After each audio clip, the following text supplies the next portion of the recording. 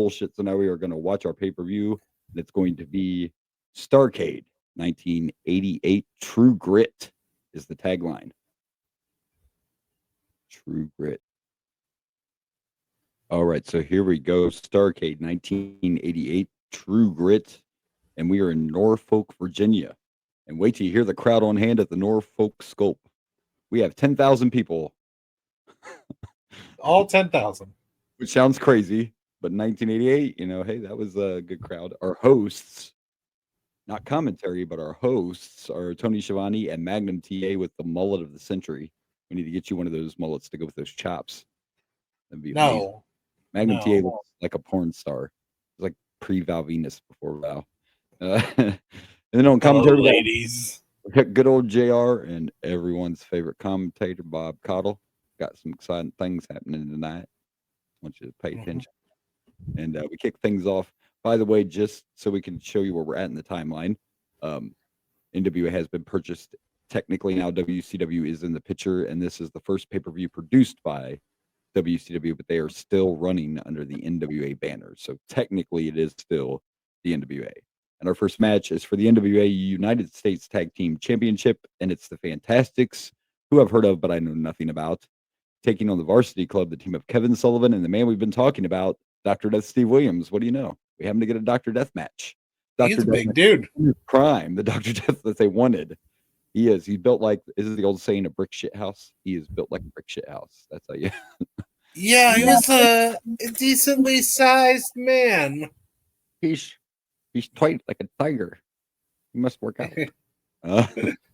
So this was our first match, and it was, you know what? I thought this was a good tag team match. I'm glad we're still in the 80s, and you could have guessed that just by watching the intro, which was amazing with some really bad porn music and like picture frames. We're gonna see tonight, like from chicken wow wow,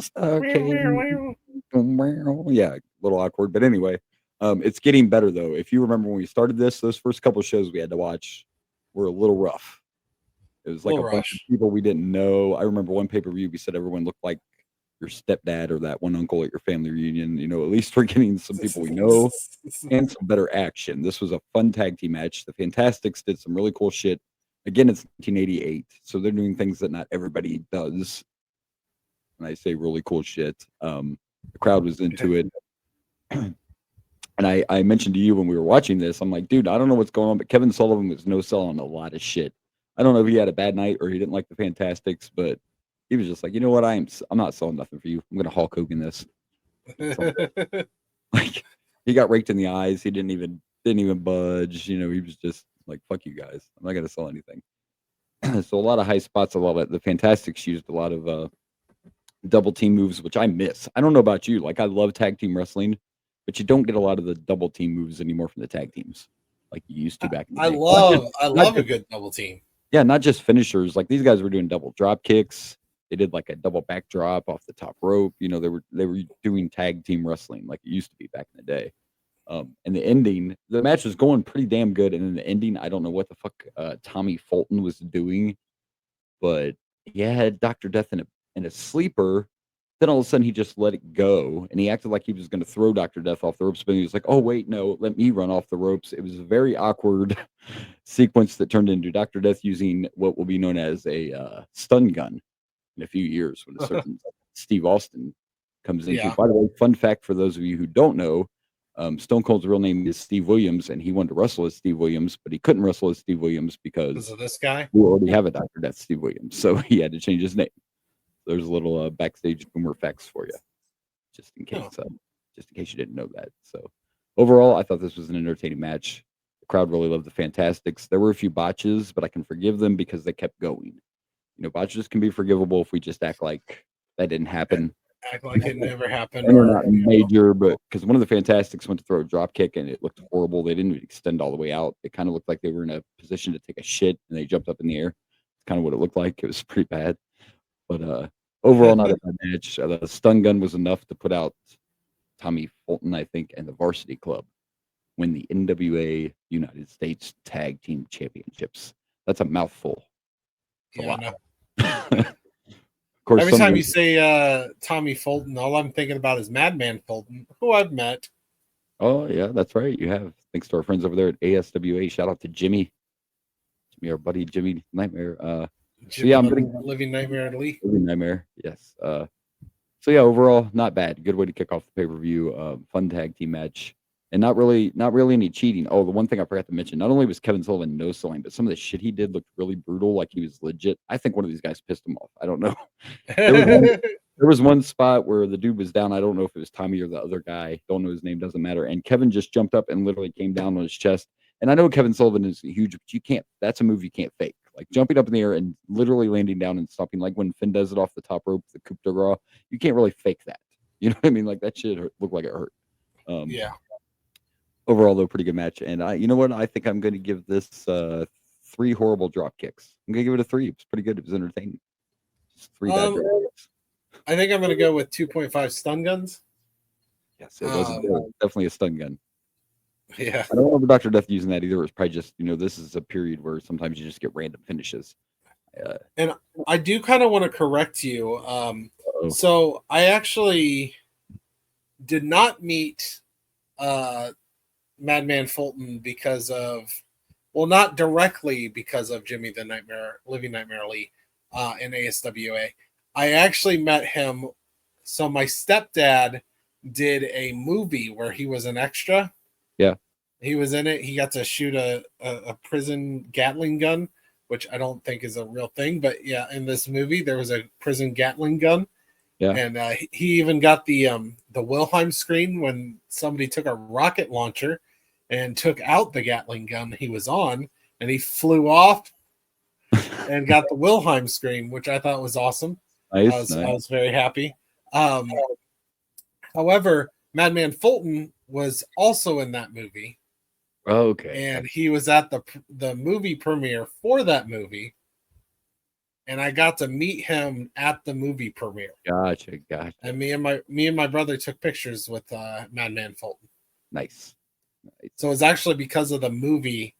Right. I believe I have seen him at ASWA, but I didn't get to meet him. I just took him out because at I knew ASWA. those guys, so I figured that. But yeah, good shit. Yeah, no, but it was actually because of a movie that my stepdad was in that I was at the movie premiere for. So that was cool. Just so you know. Nice. Thanks for sharing the info. And kind of nice to get to see Dr. Death in his prime. And we'll see some more. Cheap plug. Sorry. Yeah, cheap plug.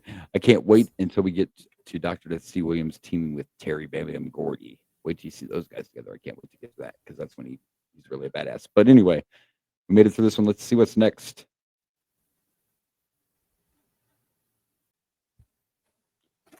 Okay, so here we go with our next match, which is the Midnight Express against the original Midnight Express. You're gonna have to explain what the story behind this was. With the funny thing being that the original Midnight Express are split up on these two teams. So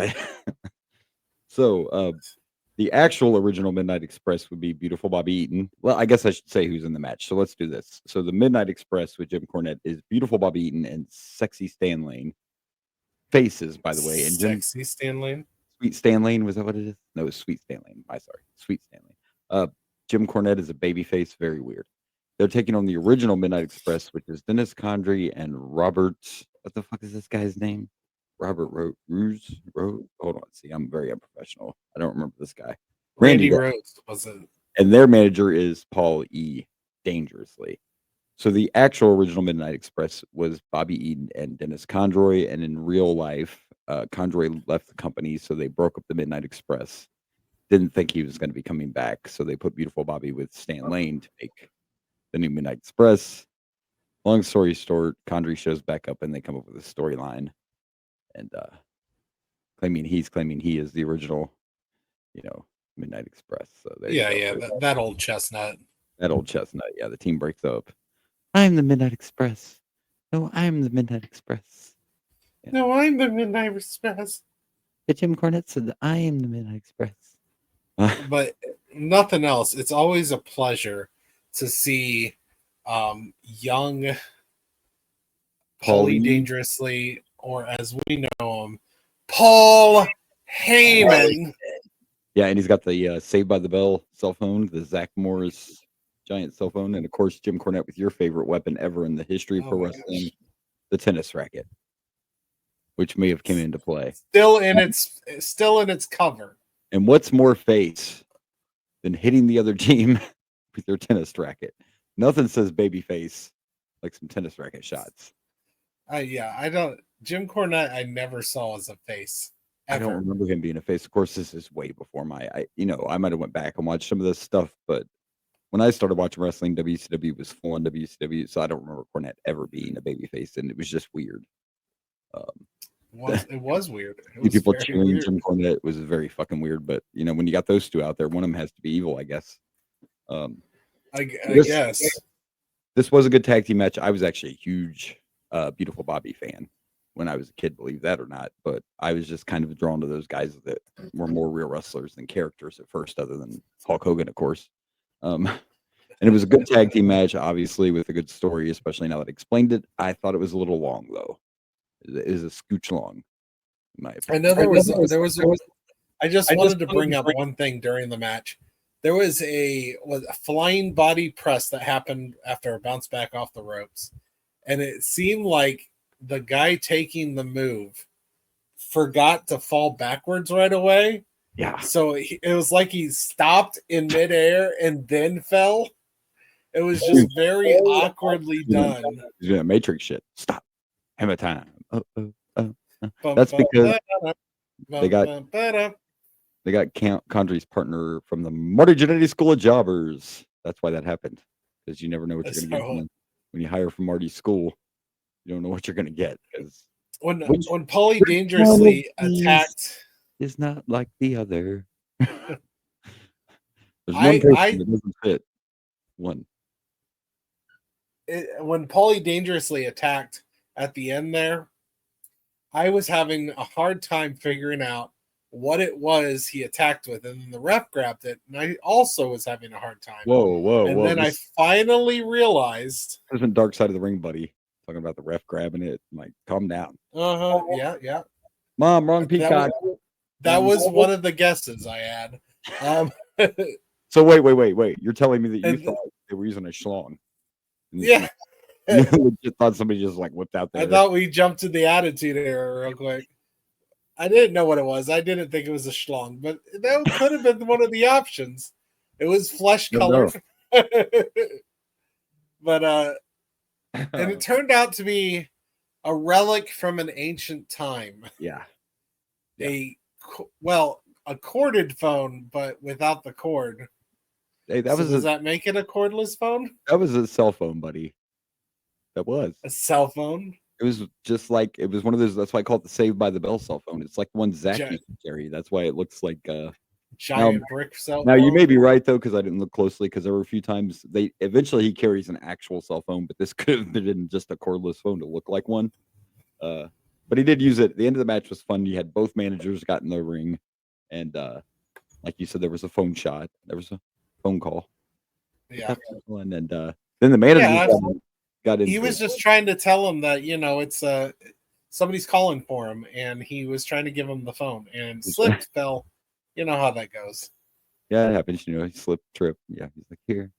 I have no excuses for Jim Cornette. Fuck that guy. Fuck that. I can't even be like, it's not tennis right now. It is not tennis. I can't even root for him. I don't care. Babyface Cornette does not work. That's not a thing. Look at what he was wearing.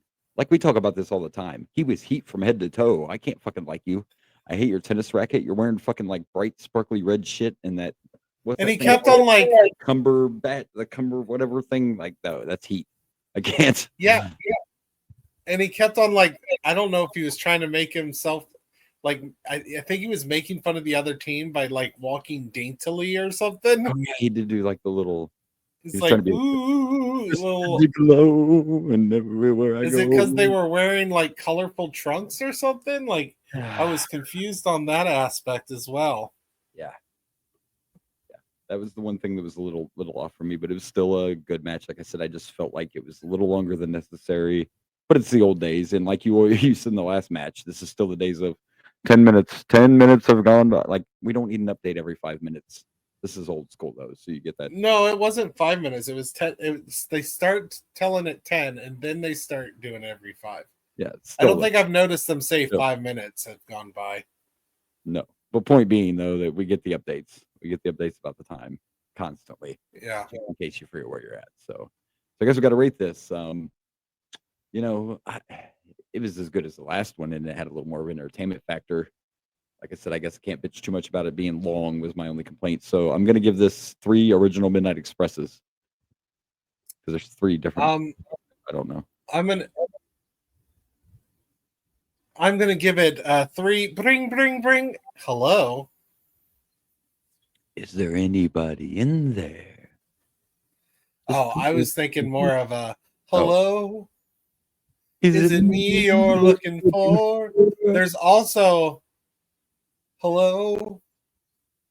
Wait, how does the Adele one go? I don't know the Adele one. Sorry. There's Adele too.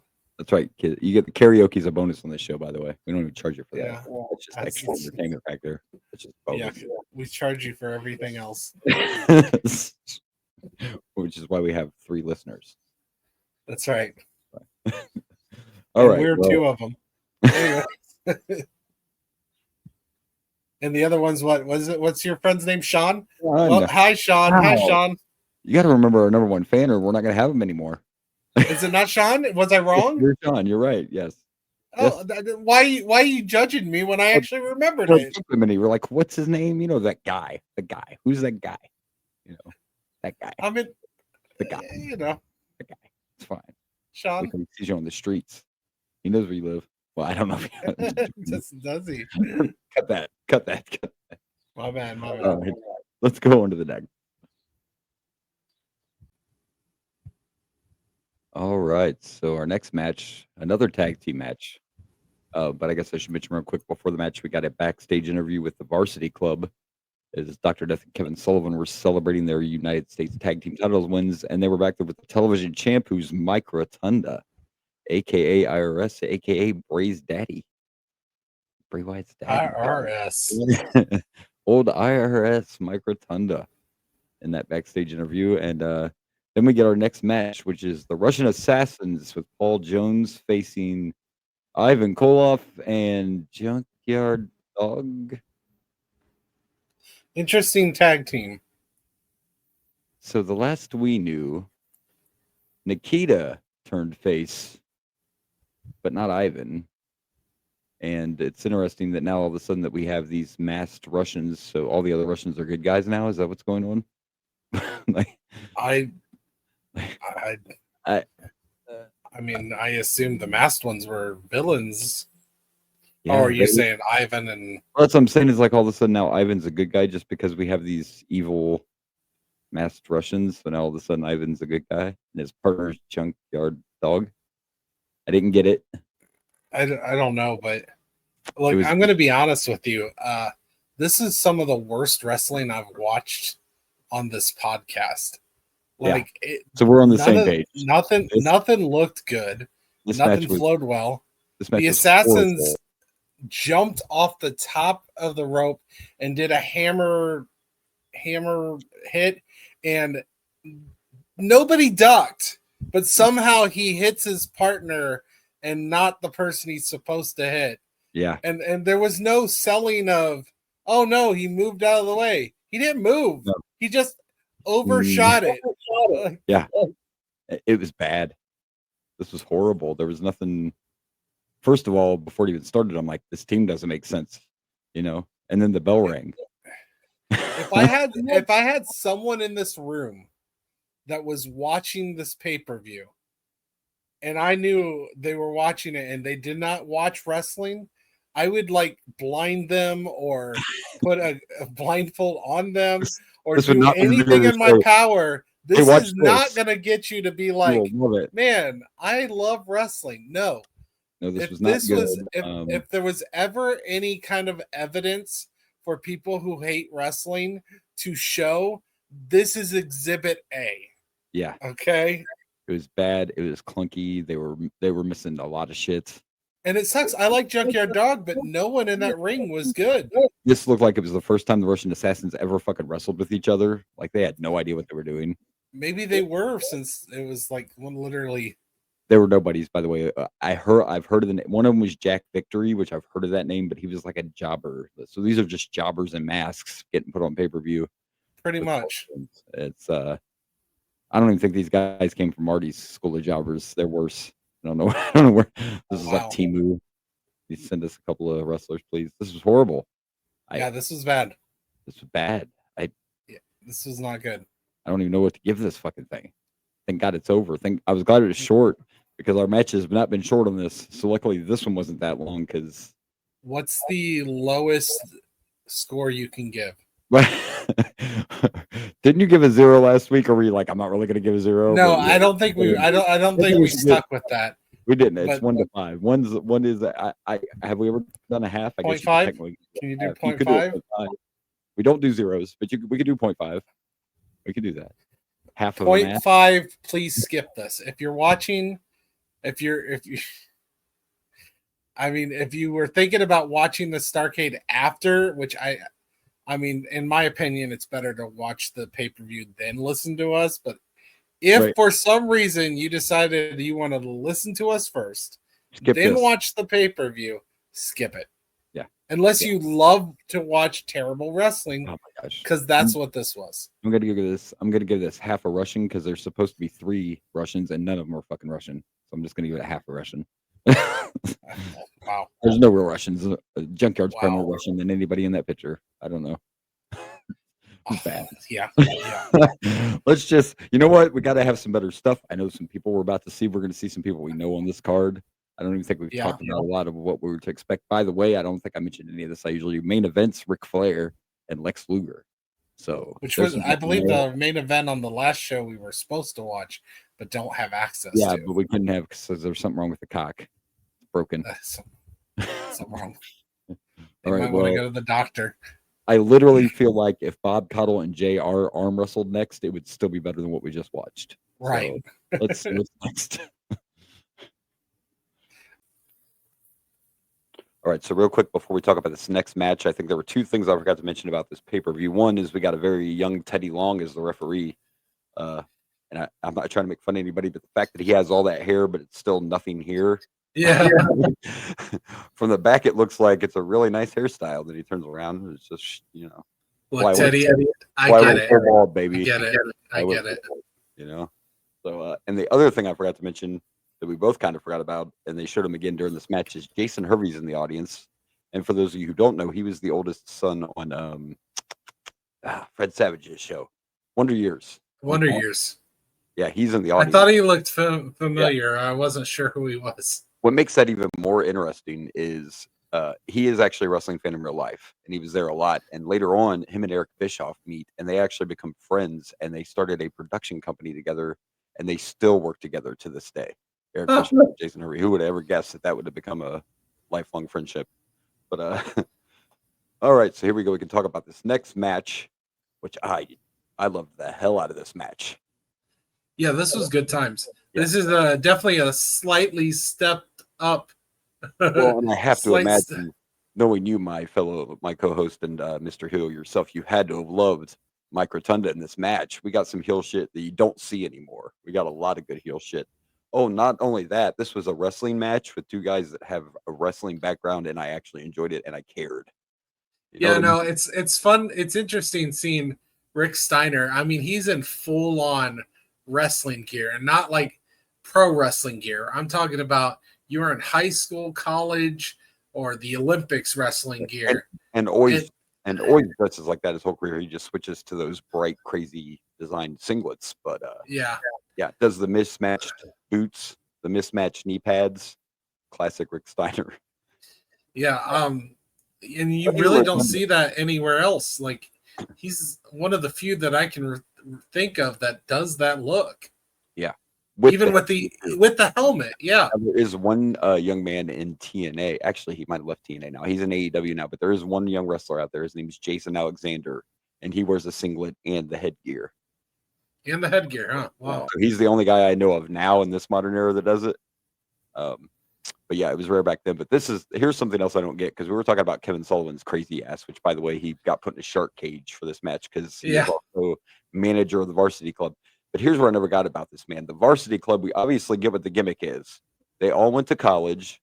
They all come out wearing even Dr. Death earlier. They all come out wearing the singlets and the jackets from their college. So they're all like a college athlete gimmick.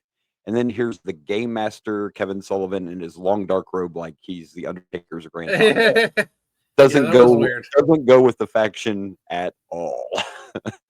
And I mean, obviously, they talk about in this, and I do remember, even though it's been a while, we did get to see Rick Should look Steiner. like a professor or like, Right. you know, like the genius. Right. We did get to see Rick Steiner in the varsity club, and they talk about that during this match. He was a former varsity club member. Yeah. And where's Scott at this present time? Do you know? And you know, a lot of people don't know that, but Rick actually was there first. Scott's not there yet. He'll be there soon. We're not far from it. I thought we had the Steiner brothers earlier, or am I just thinking about WWE? You're thinking of WWE because they were there for a minute, yeah. But we have not had him here yet. Rick was actually there before Scott was. So I don't think Scott shows up until, because we're in 88. Yeah, Scott won't be there until 89 or 90. So Rick actually started before him. So speaking of the Steiner brothers, this is random, but of course we all know Rick's son is already in WWE, Braun Breaker, and it was reported that they have now signed Scott Steiner's son too. So we're going to see like the next generation now. Yeah, I saw a picture of the kid too. He's jacked. He looks a lot like his dad. Except for he's going by Braun Breaker and not a Steiner. So be a Steiner, you know. Anyway, let's talk about the rest of this match. But a few of those things I was talking about that I thought you'd enjoy is we got to see the classic, like the walk away, the ton to tease the old like fuck this. Yeah, I'm done. I'm out of here. He did the beg off. I missed the beg off. Tell me, I know that's one of your favorite heel things is the beg off. Oh yeah, I ain't doing this crap. Well, I'm talking in the ring when he did the old corner classic. No. No. Please, you know. Well, they did something similar. I mean, not in the corner, please, but like when the phone got hit, he was like saying, "It's not mine. It's not mine." That was the ref. That was another good spot we'll get to towards the end of this. But see, this when you do it right, like there were a couple of sleeper hold spots in this match, but they were okay because this was a wrestling match and those made sense. Because you watch guys going at it and you're like, they got to be fucking tired. So I get the sleep. Put this guy in his sleeper. Let me catch my breath. Because they started right away. They went at it right away. Like they were. I'll take a sleeper hold any day. You give me a sleeper hold like this any day of the week. Yeah. You know what I didn't like is earlier we had this and it was just on the sides. Yeah. I forget who was doing it, but I'm like, it doesn't look like you're doing anything. Maybe a little pressure on the ears. That's was it. Actual guys that have mat wrestled before, you know, make better professional wrestlers because they can make this shit look more legit. And dude, when they were outside and fucking Rotunda dropped Rick across the rail on his throat, look, this was back. They didn't have cushion guardrails, kids. These are just fucking. This is, you could hear it. Like I'm sure Rick got his hands up, but yeah, back then it was just metal. Fucking rails outside. There was there are no mats on the ground either. This is still old school NWA. There's no mats around the ring. The guardrails are just metal. And can I bring up Teddy Long's reffing is very interesting.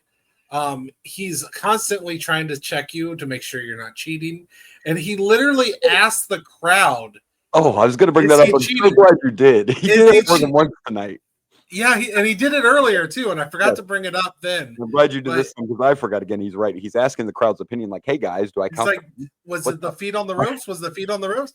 Like, I have never in my years of watching wrestling ever seen a ref ask the crowd if they're cheating. Really? I mean, I've seen it not multiple times in one night, but I've seen it a little differently. Teddy's is weird. He's been a little weird.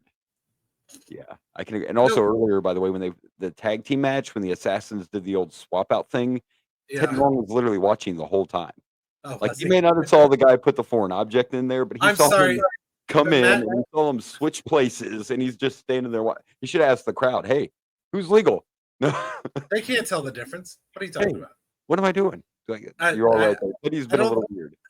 I don't think we questioned that because it was such a bad match. Yeah. Along with Teddy, was probably like, all right, I'm just letting this happen. I need to get out of here. This match is shit. By the way, the crowd loved this the whole time, and we got to hear a bunch of the old this is way before man. They were dog chanting. They loved Rick. I love Rick, but I hate Rick. I mean, representing Michigan is a problem for me. Right. It's an issue. OH. Yeah, and that's what they did in WWE too. They had to keep they wore the varsity jackets most of their careers till they broke up I and they know. got I all the pump know. and all that. Lost my track. Okay, so the end of the match we got to get to too. So of course Kevin Sullivan's in the cage. We could tell we were getting towards the end of the match. They kept reminding us the time limit. I thought so. Dr. Death came out too. It looked like Rick was about to win. So here comes Dr. Death. You're like, what's he going to do? I heard the bell ring and I thought it was a time limit draw. And I'm like, man, this was such a good match. I didn't want the time limit to run out. You know what I mean? Like, because it's a TV title match. So I thought that's what happened. Next Yeah, thing you know, here comes another ref. And what it was is fucking Steve Williams ringing the bell. So right. that Rick would think that the match was over. And in the meantime, they let Kevin Sullivan out of the cage. And now you got Breeze down here. Like, it was a little chaotic at the end. You didn't see Dr. Death hitting that bell? I missed it. saw it. I saw him come down. I saw it. So in my mind, I thought the time limit ran out. I missed him ring the bell. I guess it made it kind of better for me, right? Because I experienced the whole. Yeah, for me, I was like, I knew what happened, and I was like, well, Teddy Long's not gonna let that happen. He's like, I didn't do the 3 count. So then they said the match had to keep going, and it ended up being that Rotunda ended up hitting Sullivan. Sullivan had a hold of Rick Steiner, if I remember right. And somehow he ended up hitting the wrong guy. That old thing. Well, it was not Rotunda. It was what's his name on top of the or Sullivan. Sullivan on top of the corner, and Rick managed to push Rotunda into him. Yeah, that's what happened in the old classic. And then the quick pin with two refs doing the countdown. Well, since Tommy Young was out there, he's like, I better make sure that he's okay so he doesn't have to ask the crowd how to count to 3.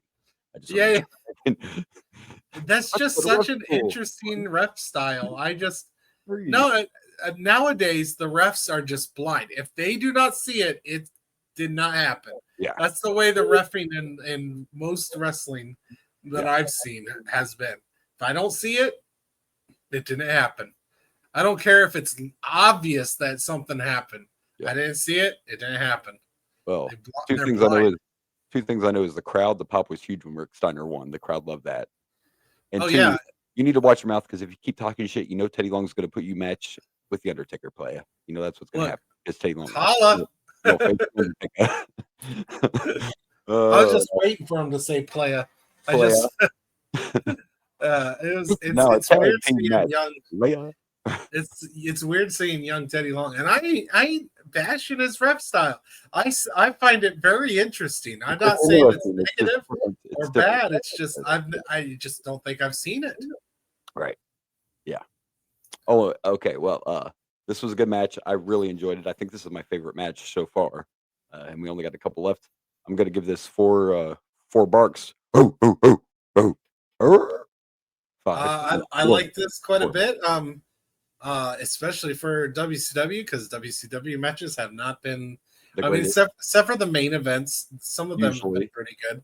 But I'm gonna go with 4.5. Holla! See, I respect the Teddy Long. I said you do. Okay, Teddy, you don't got to put him in a match with the Undertaker. It's cool. I've even spent more of my time talking about how much I like the difference of Teddy Long's reffing than to justify Mike Rotunda's cheating. And he did some great cheating. He did some great heel shit. He did classic heel stuff. But for me, it was about that ref. That like Teddy Long is different, and I mean that in the best way possible. It's not often. I mean, Earl Hebner, and you know the big refs. But you're going right where I'm going. But today you don't really know who the ref is. You don't notice like you used to. It used to matter. There were refs that. Yeah. I know. And he stands out. Teddy Long. There'll be some too. Like when I was a kid, I actually knew who the refs were, and today I don't pay as much attention. Not as much. I don't think I know any new refs' names. Yeah. But I do like that we're getting female refs these days. And I do know her. I do know Aubrey Edwards. That's the AEW female ref. I do know her. So, all right. Let's see what's next here in this StarrCade. All right. So here we go. And our next match is for the United States Championship. And it's the champion Barry Windham with J.J. Dillon. Because, of course, Barry is a member of the Four Horsemen. And he is defending this title against Bam Bam Bigelow, who is with Sir Oliver Humperdinck. who's definitely one of the more interesting managers from back in the day. It took me a minute. I couldn't even remember who he was when he came out. Like it was right on the tip of my tongue. I'm like, I know that guy. And it was another good match. Is it possible in an early NWA pay-per-view we got 2 good matches in a row? Is that possible? It was. It's not only possible, it happened because And 2 big this men. was a decent match. And I tell you what, when Bam Bam put Barry Windham on the top of his shoulders, like almost like a torture rack, and he dropped down straight down. That looked painful. That was one of those. That looked legit and painful. Like, yeah. Like, bam. Ah. Oh, that's, I get the name now. Bam. I heard him talking specifically about Bam Bam's head tattoo and how he'd been working on it for a year, and it's not even done yet. I don't think I ever saw a match where his tattoo wasn't complete, but he puts a lot more on than that. I'm like, wow. Well, I do remember that, and I point out that in a world where almost every wrestler we've seen has had just plain black, blue, like plain trunks, very little design, Bam Bam stands out in 1988, and in the NWA, and not only with his outfit, because his even his outfit is very different and unique, but the head tattoo is definitely, and the rest of the tattoos. How many wrestlers? I don't think we've seen any wrestlers tonight with a bunch of tattoos on. I don't think we've seen any. Even one.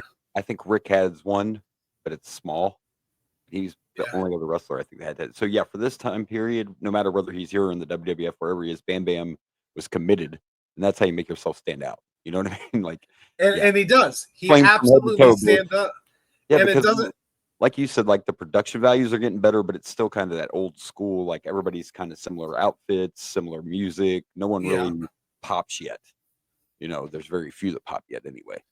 I don't think I brought it up, but when Rick Steiner versus Mike Rotunda last match, I think they came out to the same music. They did because Rick had just left the varsity club, so he didn't have. Rick is just didn't. He still, like they've done in WWE when we joked about like the Nation breaking up, and they're like, "Yeah, we're still going to use the music." We don't have anything for you right now, which shocks me. Of course, the network would change it anyway. Maybe he didn't, and they used it because of the network. Because back then they would play whatever the fuck. There was no such thing about worried about licensing.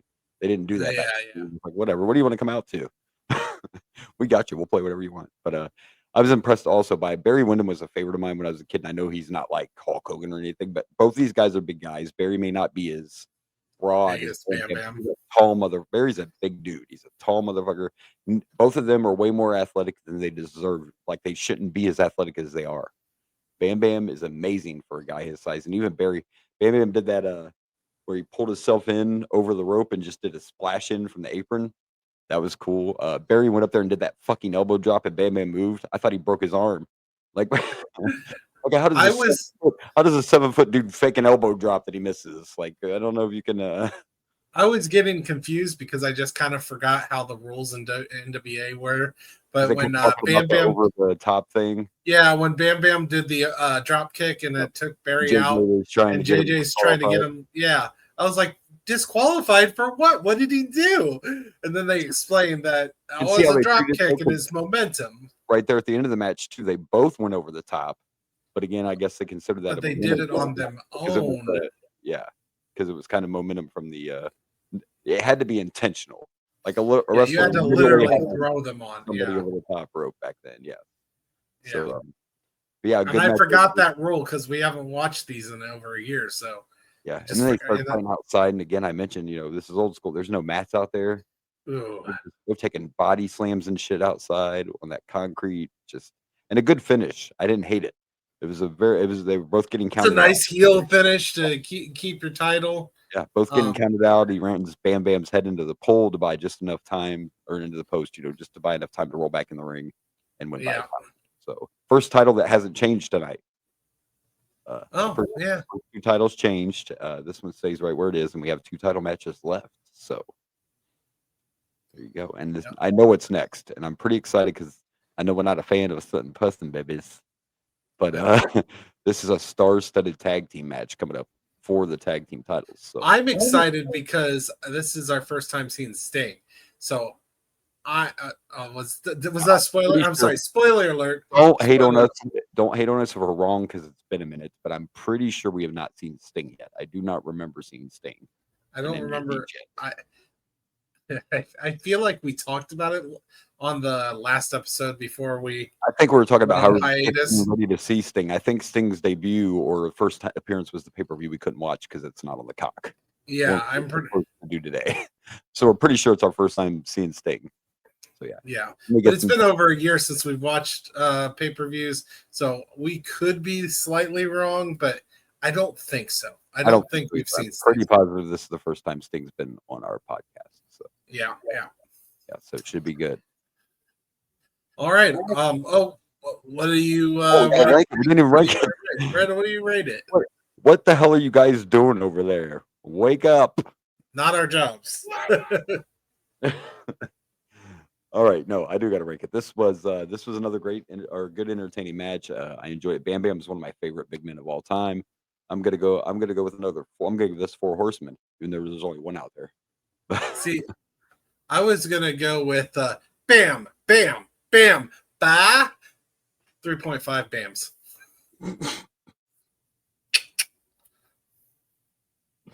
That was almost that reminded me of the Outback commercial when the girl does too many Aussies.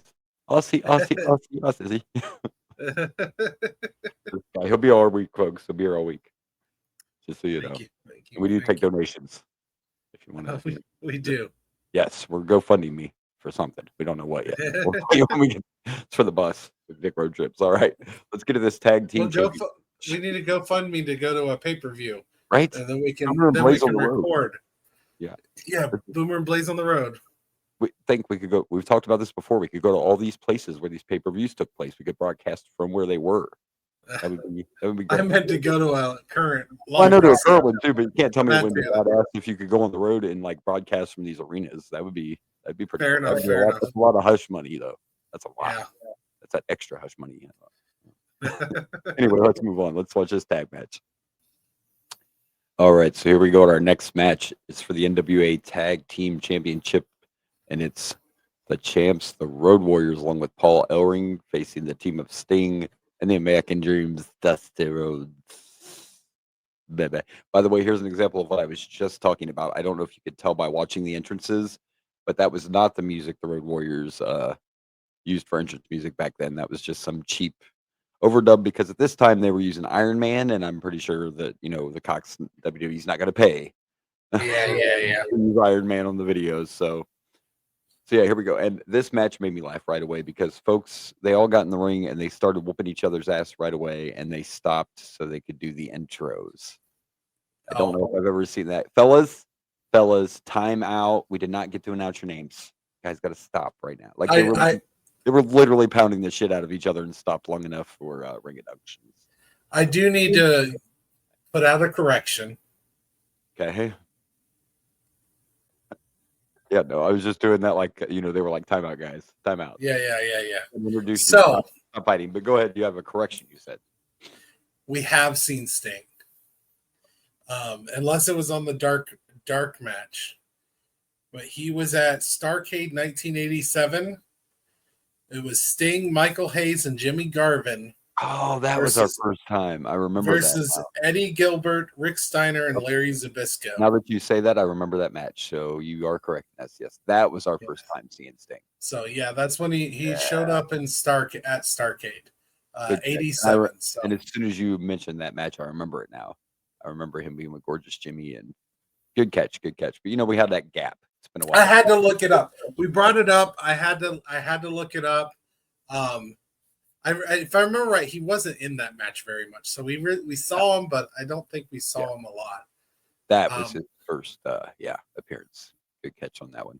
And he looked like a star in this, but the face paint was definitely interesting. It's not the graphic you have up, but it was definitely a different face paint than we're used to seeing. This is when Sting was still experimenting, Well, I made the graphic before we saw the match, right. So I didn't know. Anyway, I'm not complaining about that, but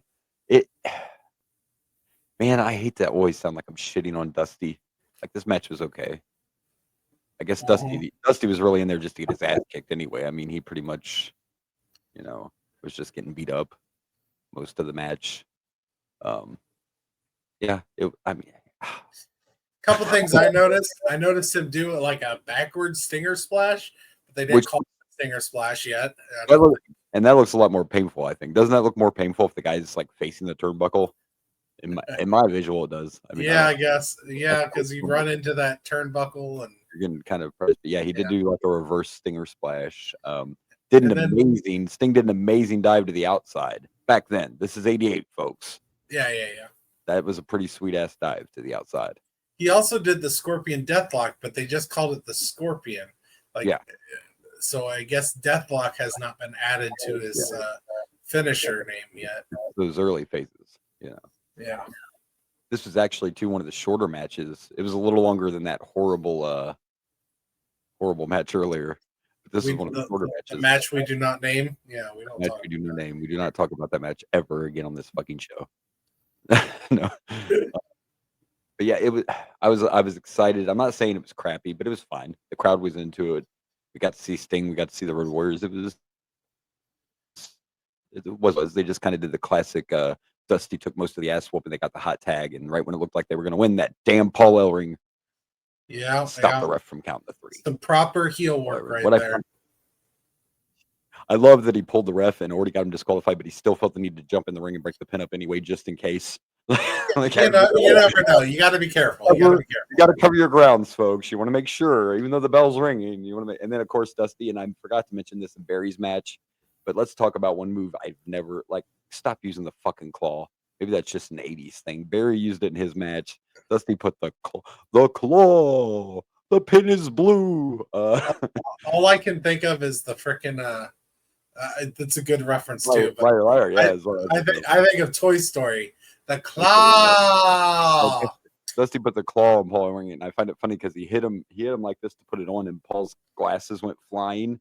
And as Dusty still has the claw on, you see him reach over to grab the glasses. Like, I'm sorry, babies. Let me bring them back over here so they don't don't want your glasses to get messed up. It was fine, but it wasn't that great. It wasn't as good as the other matches we've seen. I'm going to give this 2.5 guys with makeup because Dusty's not wearing any. I don't know. Yeah. But yeah, 2.5. So I'm just going to go with 2 Scorpions. There you go. Yeah, unfortunately, I still say, and we'll know because we're going to get there eventually, and maybe it's just because of when we grew up, but I remember Dusty being more entertaining as Polka Dot Dusty in WWE. That's just, and I feel he had better matches there. I will say this. Because he had I remember him feuding with Macho Man, and it was actually a great feud. I will say this. This match, or at least he wasn't in the main event. That he wasn't around the title. My biggest issue with Dusty is I just don't buy him as the hottest thing in the company. Well, even here, you're going after the tag team titles, and you booked yourself with the hottest new upcoming star. What reason is there for Sting to be his partner other than I'm Dusty, baby? I'm on a team with the Stingers because he's gonna make me. Yeah, I'm sorry. That doesn't bother me, and he didn't win the title. So well, he did. No, we got a disqualification. I believe they do at some point. I could be wrong, but I seem to remember that at some point, or maybe it's a 6-man because we were gonna have 6-man tag titles too soon. So. Oh wow, okay. But we know what's next. It's main event time. We heard him on commentary say this is a no DQ match. And they also talked on commentary about how baseball has Mr. October. Well, here we have Ric Flair as Mr. StarrCade. No, doesn't work. Mr. October is because that person does well in October when baseball is doing playoffs. So what? When StarrCade? Christmas. Maybe say Mr. December. You can say Mr. December, but saying Mr. StarrCade is dumb. That came from your favorite announcer, Mr. Bob Caudle. Kind of really excited now for you. Yeah. Unless the only way it's cool is if you say you're Mr. WrestleMania, but you don't compare it to baseball. You don't do it. Shawn Michaels made it work. You did not.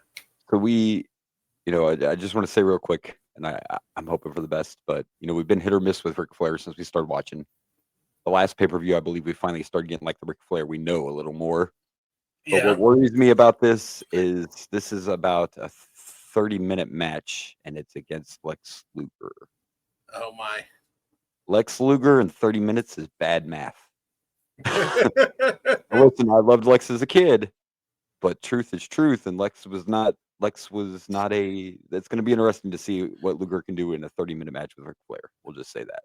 Boomer's speaking the R-Truth today. I am. The truth shall set you free. But yeah, just, like 30 minutes of Luger is like 30 minutes of Goldberg. Oh, no. Oh, yeah. Let's just see what happens. Let's hope for the best. But this is the main event. It's for the heavyweight championship. The former Horseman member. That's the story behind this, by the way, which we probably would have saw more in the last pay-per-view. Luger was in the Horseman, and they turned on him and kicked him out, whatever the fuck. So here we go. We're going to have the world title match, no DQs. Actually, they didn't say no DQs. I'm sorry. Let me retract that. They said the title would change hands if Flair got DQ'd or threw Luger over the top. Yes, that's right. So, no DQs. The title will change hands. So he can't use DQ as a way to save his title. He'll his way out this time, unless he cheats without getting caught. Yeah, there we go. So. I like it. All right, well, let's see what happens. All right, here we go now. Main event time for the NWA World Heavyweight Championship. Big gold, baby. Big gold on the line. And it's the champ Ric Flair defending against Lex Luger, a rematch from the pay-per-view we couldn't watch that we were supposed to.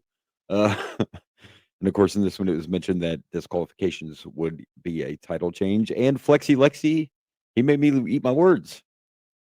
Yeah, I didn't think he did bad at all. They did a great, even though David was the bad guy, it was very David versus Goliath. I mean, Lex Luger is clearly the big man. Yeah. He is strong, and he was doing big man strong stuff. Ric Flair is just doing everything he can. He got around that cheating rule all over the place. 30th player in the game, baby. 30th player in the game. I wasn't knocking it. Right. I like the cut of his jib. Okay. And I may not be the heel, but the more we watch this, like, you're going to see me several times want to cheer when Ric Flair cheats. I'm just saying I can't help it because he's Ric Flair, maybe. And that's what he does. He's the 30th player in the game, but it exceeded my expectations. It did not feel like a 30-minute match. As a matter of fact, I think it went just a little over because I heard them say 30 minutes was up. Yeah. So it actually went just a little over 30 minutes. It was good storytelling and great selling by both of them. I mean, we all know Flair can sell. But Luger did good as well, too, when the chair accidentally flew in the ring. I don't know where that came from, but a chair just came out of, like, nowhere and struck Lex Luger in the leg. It was weird. You were complaining earlier about someone no-selling.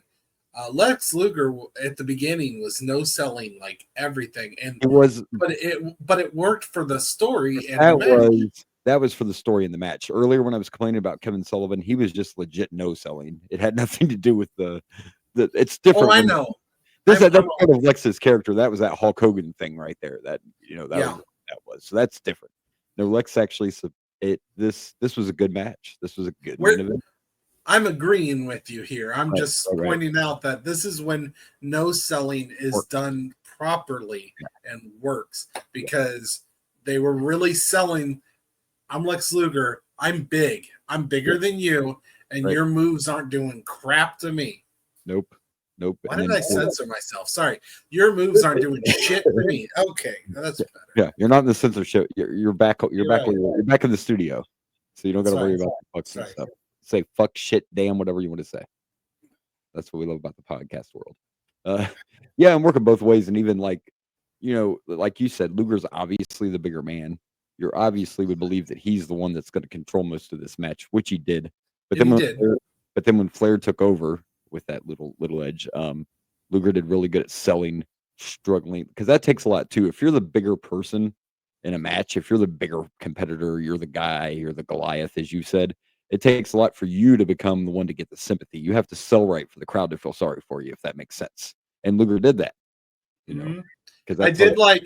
Did you notice at the beginning somebody had a sign that said Lex Loser? Yes, I loved it. Do you know what's crazy about this? Is like I said, I think this is right after he got kicked out of the Horseman, which is why he's the babyface. But Luger always said he hated being a babyface, which is why the Lex Express thing didn't work in WWE. Oh yeah. But I think I don't know why I used that old. Which is fine. I just find that interesting because he's a babyface here. I don't think it was really so much as a babyface. I don't think Lex realized what all that was going to entail, trying to be the Hulk Hogan of WWF and being stuck on that fucking bus for a long time. But anyway, Oh God, the bus. back to this match. We got to the end, and of course, at the very end, Flair still has. How long did he have? He slept on a figure four. They had him forever. And I'm gonna keep punching this in the face, but you'll see as we go back and watch these because I know I've said it before. Flair hardly ever won with the figure four. I grew up in my mind imagining that he always won with the figure four, but the truth is he hardly ever won with the figure four. He used the old, our personal favorite, the old leverage with the ropes. As we all know, it makes total sense.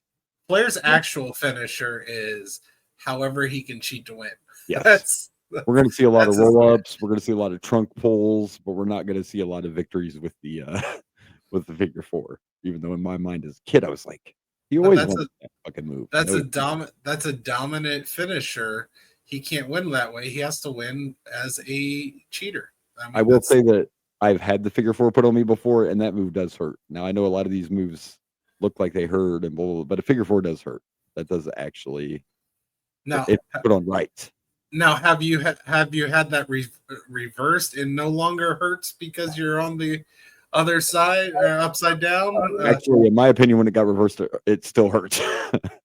It still hurts. That's one thing that I always question. That's illogical. It's illogical. It still hurts when you flip it over. Yes. That's not. No. Yeah. But that move does, if applied right, that does actually hurt. But overall, good main event. It exceeded my expectations. Didn't feel like a 30-minute match, which is good. I loved the selling. I love the storytelling, and at the end of the day, woo! The Nature Boy walks away still champion, baby, because he's got. Luger will never get another shot. Luger gets no more shots, is what they said, and that could be true. I can't. I mean, Luger does become a champion eventually, but I don't think he ever did beat Flair for the title, if I remember correctly. Who knows? We got a lot. I'm getting more excited now. We're getting closer to the modern. Even though it's 88, just watching the show was almost like 10 times different than the last one we watched. Yeah. Now that Jim Crockett has bought the NWA and it's about to become WCW, we're going to start seeing a lot more exciting action. So great way to end this. Probably the best. This is probably the best pay-per-view we've watched for the NWA so far. Besides the one match we don't talk about. I think so. I think so. We didn't rank anything super low other than the one we don't talk about. And and even for this, I was kind of going back and forth, but I'm going to give this. I'm going to give this 4 figure fours. 4 figure fours. 4 figure fours. I would have gone with figure 4. Just saying, just throwing it out there. I also am going with the 4. I'm going to go with 4 different ways that Ric Flair managed to cheat and not get caught. And you're right, because he did get through. He got away with a couple of them. That not just the chair. What else did he get away with? He threw Luger over the top, right, when the ref wasn't looking. I think Luger actually threw Ric Flair over the top. One of them threw the other over the top. Yeah, Luger actually threw Ric Flair over the top. I would say that every time Ric Flair, he's like playing with fire because he kept pushing the ref over and over again. He's like, what? Classic Flair too, and of course Flair did some of the cowering we always talked about. He did the classic in the corner, on his knees. Luger pulled off the slamming Flair off the top rope even after he hurt his leg, and that was of course one when he went to do the torture rack. That's how we got towards the end of the match. He went to do the torture rack, and his knee gave out. By the way, I always like the torture rack. I think that move looks painful. It's one of my favorites, actually. I love the torture rack. I agree. It's a great finisher. It is. And one day he even slaps that on the fucking Big Show. We're going to see the Giant in the fucking torture rack one day. So that's going to be interesting. But yeah, great main event. Great way to end the pay-per-view. And even with Bob Caudle talking like this the whole time, it was still a good match. All right, so let's do some picking. Let's pick some matches. Let's do that.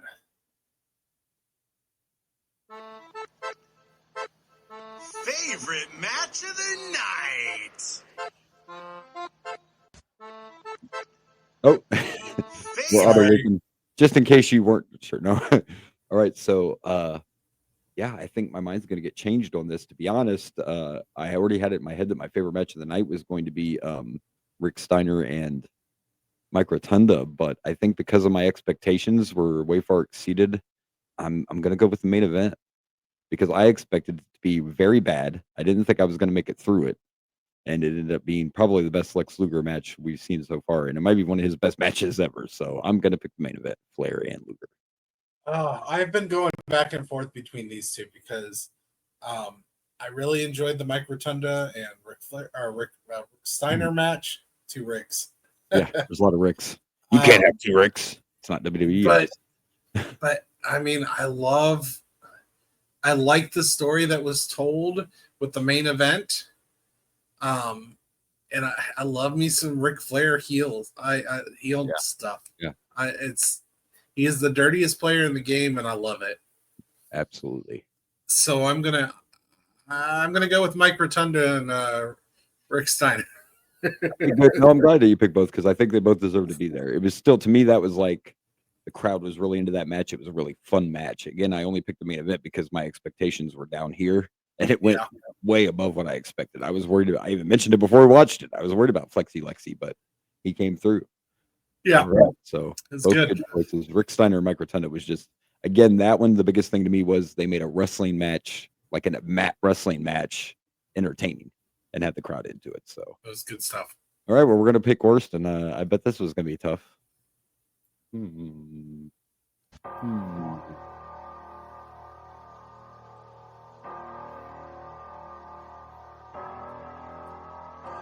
Worst match of the night. Yeah, I'm not even gonna fuck around. It is the whatever the hell they were called, the Russian Assassins against JYD and Ivan Koloff. Come on. That match doesn't even deserve to exist. I know. To be honest, I don't even feel that it even deserves the honor to be in our worst match of the night. But no, that's how bad this shit was. Horrible. It was bad. Yeah, hands down, worst match of the night. Easy pick. Agreed. All right, well, we will watch the pay-per-view. We pick some matches, and now it's time to plug some pluggables. So I don't have it set up, but we're starting to get to the point where we need to start ranking StarrCades. Well, it's the first one, so I think we're okay. Oh, I thought this was the. Well, it is, but we couldn't. No, oh, it is the second one. Right, we had 87. We just mentioned that Sting was at thinking that of. I was thinking of Bash, what we weren't allowed to watch. I was thinking wrong in my head, but yeah, you're right. It's So I would also pick this one as my better one. Yeah, it's definitely the favorite right now. That's definitely an easy one. It's definitely the favorite. Also, before we plug the pluggables, just remind everybody next week we will be back with WWE, and it's going to be Backlash 1999. Backlash, which I haven't made the cover art yet. We haven't done their pictures yet. And we will also discuss Night of the Champions, but I don't feel like we need to do a whole episode just for that show. No, I think that should be. If we do bonus episodes, it will be specifically for like WrestleMania. Yeah, like that. We'll do the big Rumble. SummerSlam. So other than that, it'll just be a recap at the beginning. So we will talk about Night of Champions, and we'll be back in WWE. And now let's plug some pluggables. All right. Well, you can find me at Dragon Blazer Productions on Facebook, Instagram, YouTube, the Tiki Takis, and you can find me at X at Dragon Blazer Pro. Yeah, there you go. Same way with the show. You can find us on Facebook, TikTok, Insta, and YouTube at the Boomer and Blaze Show. But of course, on that darn X, we have to be a little different, and that is at Boomer_Blaze. I do want to appreciate everybody who has listened and been following. Don't forget to like, subscribe, turn on those notification bells. We want to grow that audience. And maybe eventually down the road, we've discussed some of this stuff. If we get enough of a crowd, we could start doing like some bonus episodes and some different things that we've discussed once we grow that audience. But so like us, subscribe, share. Don't just watch the Tiki Takis, listen to the whole thing. It's not as bad as you think. Welcome to the shit show. Check it out. Because we are starting to get some interaction. So I love that. I appreciate that. Tell a friend if you have any. We want to have tell 2 friends. They tell 2 friends. They tell one, and so on. And then we can have more than 3 listeners, and we won't have to count ourselves as listeners anymore. Maybe we'll get to 5. 5 times. I said it last week, and I'm going to say it again. It's great to be back. We're on a roll. We'll take 2 in a row as a roll, and hopefully we get to keep on keeping on, baby. It's the American dreams. It's great to be back. Backlash next week. All right, next week, Backlash. And until then, this has been the Boomer and Blaze Show. I am Boomer. And I'm Blaze. Good night from Dragon Blazer Studios.